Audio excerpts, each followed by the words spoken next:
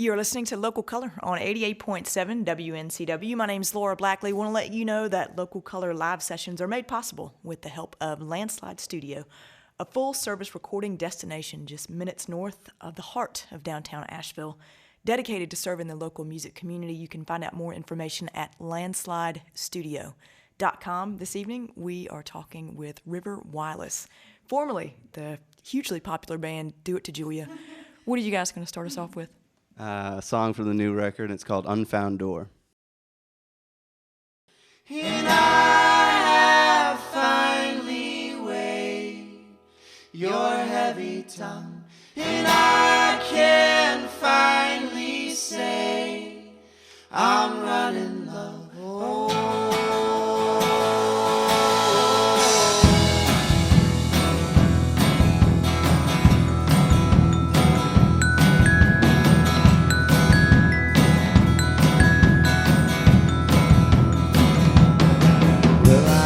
Never want to be whole,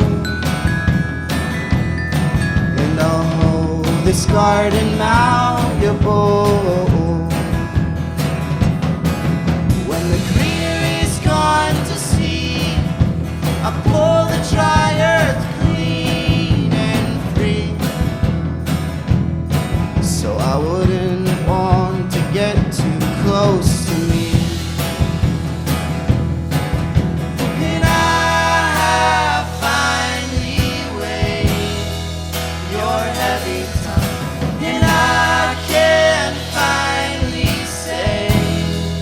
I'm running low.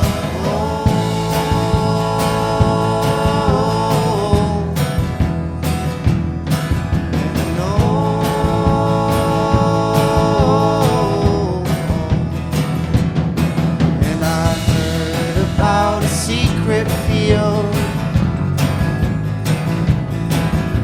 way in the woods up on the hill. I hiked for 3 damn years, shouted into our broken ears, climbed high in a tree, found that field not there. So I climbed back down in a blossom self-defeat.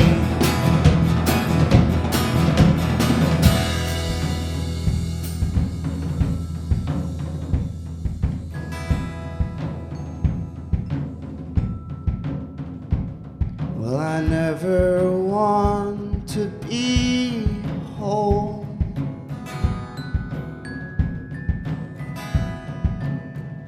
I drove by that church and it looked warm.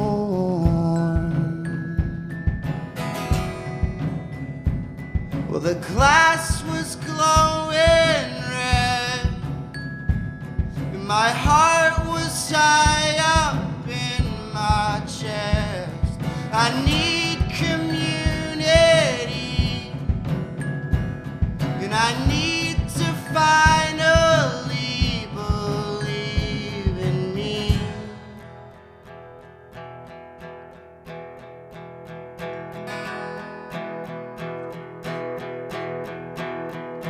Am I ready?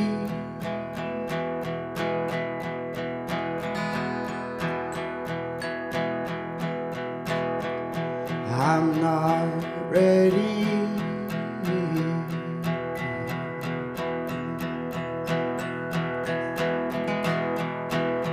My hands are steady on the wheel.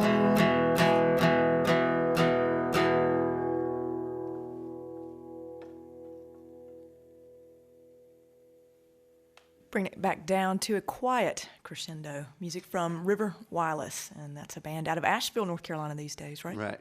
You guys originated in Boone. We did. Yeah, we all went to Appalachian State, so, and that's kind of how everything got started up there. So, Ryan, you're one of the chief songwriters in the group. Can you introduce everyone who's here today? Yeah, on my left playing bass, we've got Dan Sheeran, and we have Alex McWalters back there on the drums, and Hallie Anderson on the violin. And yeah, I'm Ryan. Good to be here. Chief Ryan. Chief. So talk a little bit about the name change and what inspired the decision to do that, kind of in the midst of your rocketing upwards. Well, thank you. You're making me blush.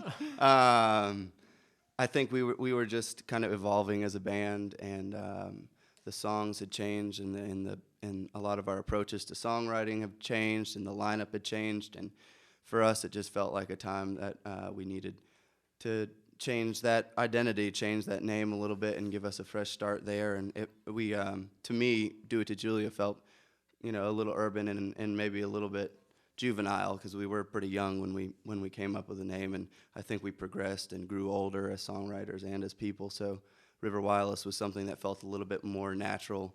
We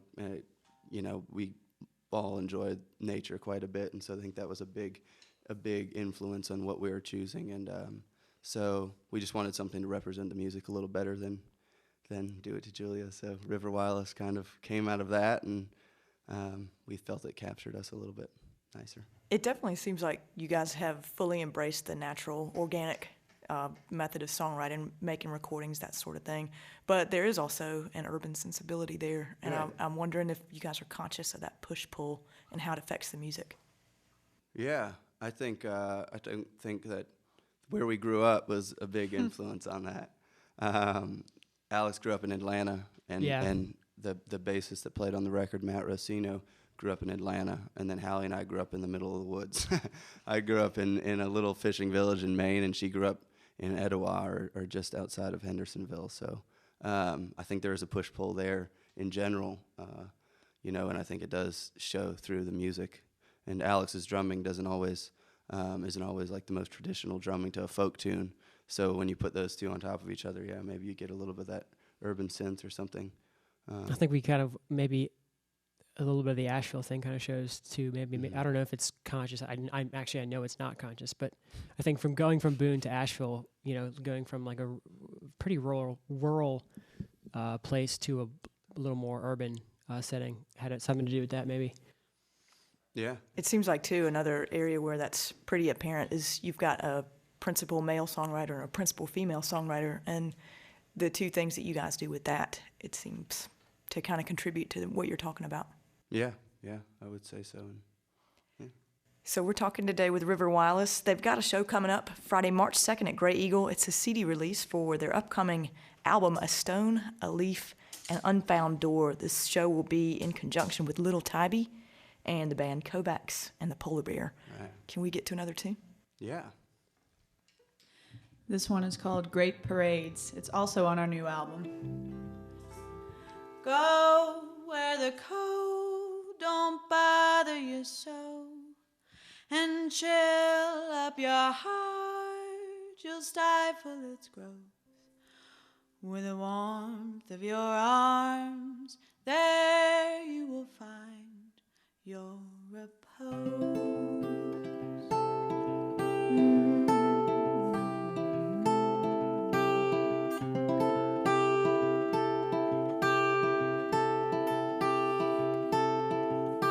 Light cracking down on the mountainside, we run and seek out the holes for to hide, but I'm not the one who's wide inside.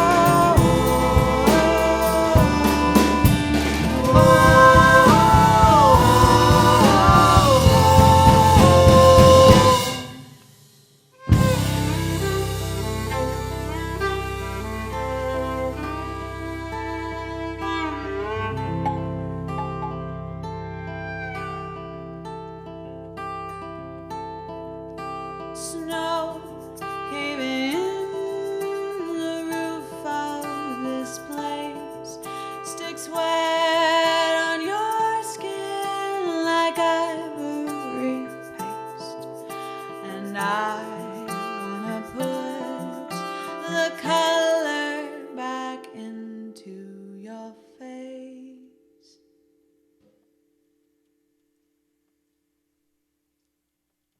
We are here at Landslide Studio with River Whyless for part of Local Color live sessions. Can you guys, one of you, I'm not sure who would want to field this question, but tell me what it's like working with two songwriters as the principal ones in the band doing that function.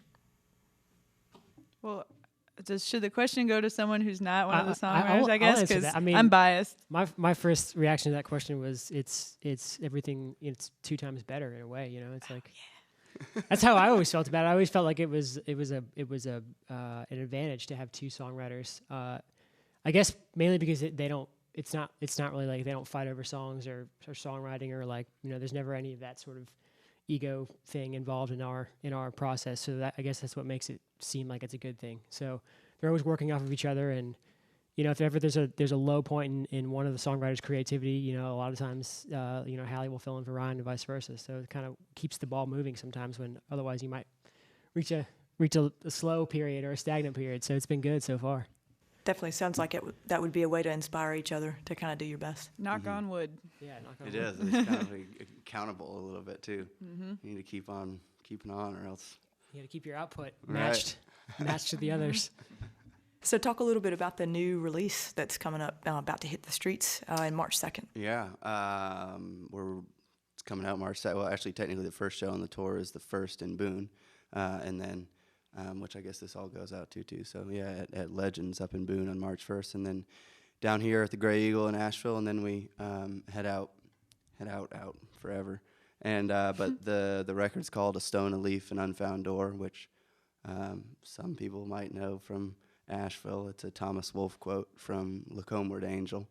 And we just felt like it captured the essence of the record that we were making, maybe not in exactly the way that he meant it, but for us it had a big impact, like when Alex brought it up to us. And but yeah, we've been recording it in Asheville and outside of Asheville for about 9 months or so, maybe actually closing in on a year, I suppose. We spent about 3 weeks in Martha's Vineyard at a relative's house last winter and knocked out a bunch of recording, and then came back here and did a lot of it ourselves in our house with the help of friends and other bands, and Uncle Mountain being one of them. And It sounds like a pretty luxurious approach to making a record, way Yeah. different from what you would get if you were kind of a slave to the clock. yeah, that was Yeah. the biggest issue Very for us. deliberately done that way, yeah. Right. Luxurious in mental form, Yeah, as far as comfort and being relaxed and knowing that you have the freedom to experiment and make strange noises. yeah, we took. I mean, yeah, that was unmatched for us.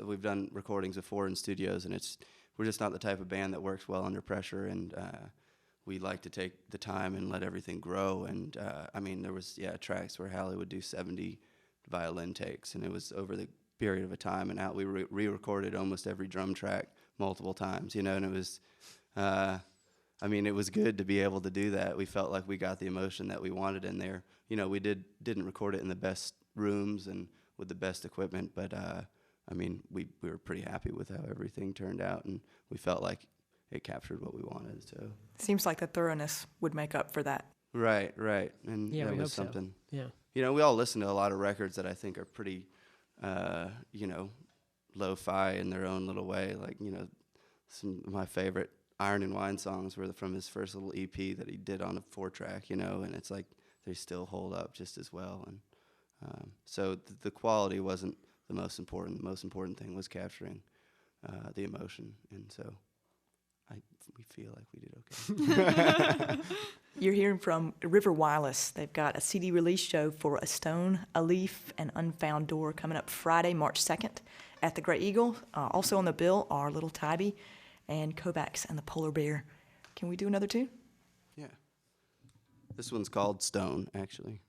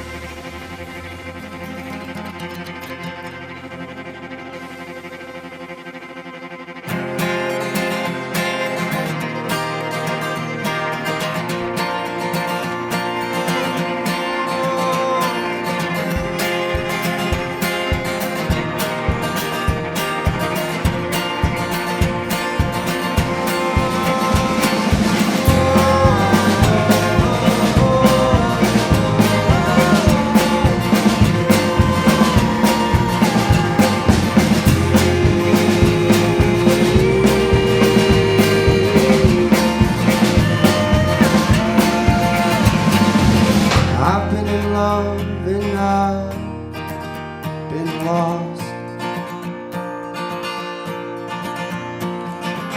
Would a bedside prayer cover the cost of love?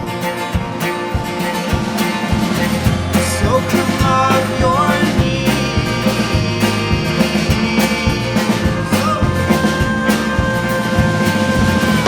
Or is God just another word for company that I don't need?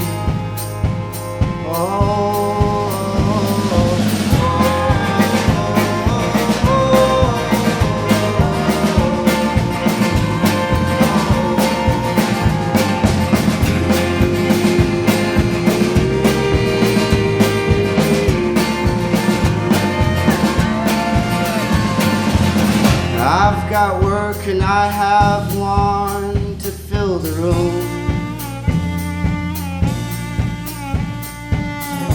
When the stage lights dim, they'll walk away from me.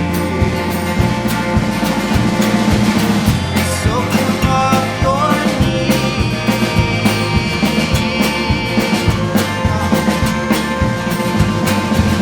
This hotel room is cold, please your company. Your company was all I need. If the ghost knows there is no then the turn of the stone is the God I'm indebted to.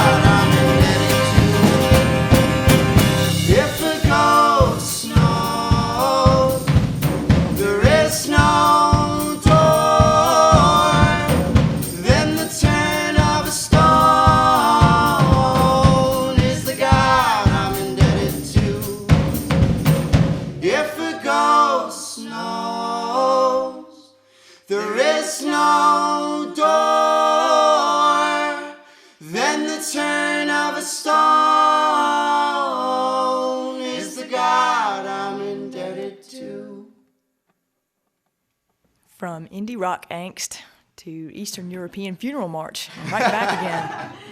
We've got Asheville's River Whyless here at Landslide Studio today. So if you're going to do something, go big. Is that kind of the philosophy behind songwriting for you guys? It seems to have, like it. I don't know whether we ever say that out loud, but it seems like we always end up doing that. Yeah, yeah. We never really have been good at writing, or we at a time we were good at writing choruses. But on the new record, I think there's only 2 choruses in the whole album. And we call things choruses, but there's no repetitive. And so we always kind of let the songs keep going, and we never really want them to stop. Sometimes we put limits on ourselves. At that one, it's like, well, we could just start kicking again at the very end, and that goes, and then Dan could start playing. Yeah. Just the other day, we took a song off the album we just put out, and we added like 30 more seconds to it, and then scrapped it. Because we decided we needed to keep it the way it is, because it's just right. The beauty of an unfinished work, I suppose. So talk a little bit about that whole organic approach that you guys utilize, and the fact that it's less based around 1 or 2 instrumentalists doing their thing and more of a collaborative effort. Yeah, I mean, we usually stick to a lot of our similar instruments, though I think we all have a fascination with just sounds in general. So on the record, there was a lot of things that we just kind of started piling on there. There's one particular tune, that's the 8th track, is called Widow's Walk, and it's kind of a song about a woman who loses her husband, but he's lost at sea. And we were in Martha's Vineyard recording this thing, and it was storming, and it was the middle of winter, and so we were like, well, why don't we have this like 2-minute section in the middle where nothing really happens, but just a bunch of noises. So we kind of took all these ocean sounding, like we had we had bells, we like had sea glass and a mortar and and pestle, and we actually went out and recorded the ocean. And I think we all just have a fascination with sounds, and so I don't know how to play an insane amount of instruments, I'll admit that. But you can play some sea glass. But I can play those. You can play the sea glass. But yeah, so I think we just enjoy that building, on itself. And the song starts usually really, really small with just a little skeleton, and sometimes not even a complete tune, a skeleton of a verse and a chorus and something else maybe, and then we just let the band kind of run with it when we get together. It's exciting to have that. It's like having 2 songwriters. It's also exciting to be one of the songwriters and then get to experience that whole bedside songwriting session, which is like one of the best moments in any musician's Tell career. me about this. The bedside just songwriting. the moment that you write something that you're into, and you're like, it can happen anywhere, but a ton of times it's when you're sitting on the side of your bed or just in your room and there's no one there, and you have that day where you play literally the same verse and the same 8 words for 8 hours straight, and you're just like, I totally like this. And then, but you get to have that again with a band, which is really nice. You bring it into the band, and then you have another 8 hours where you're like, yeah, I totally like this again. So that's what you're doing totally while we're different. all out having fun. But it's just, I feel like any kind of songwriter has that place where they end up and they can just sit there forever once they connect, once they find a connection and start building and start working. It's just it's the best moment, I think, of the whole process. We've been talking today with River Whyless. They've got a CD release show coming up Friday, March 2nd at the Grey Eagle. Looks like the night before they'll be appearing at Legends in Boone. Let's see, on Friday night at the show, they'll be sharing the bill with Little Tybee and Kovacs and the Polar Bear. We wish you guys much success with your oncoming project. Can we do one more song? Yeah. Thanks, yeah. Allie and I are going to do one. This is the 3rd part to a 3-part series. So this is Cedar Dream Part 3.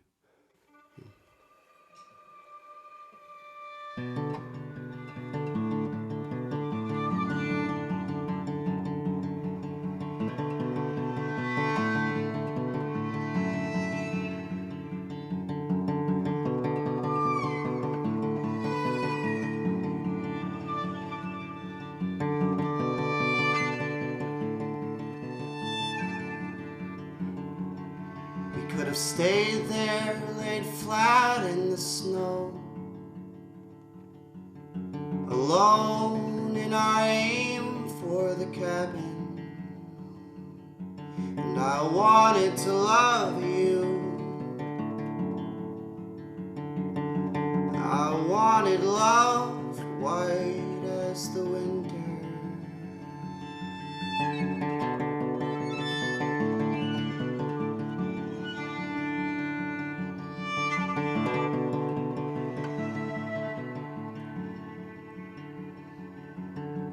Where have you gone, my spotted owl?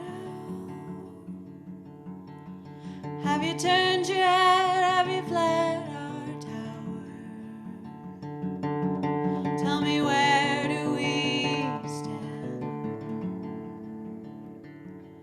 Should I be running, love, or can I hold your hand? Summer now, those cedar beams, the cairn here is timeless. The wild hind will rest tethered, for its path is not but endless.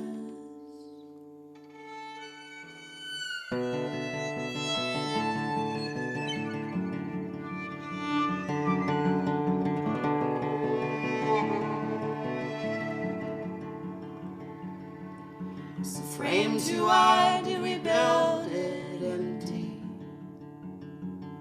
Well, I said I'd try, you screamed you loved me. Man, what a thrill. It's the life we built, it's the one we died for.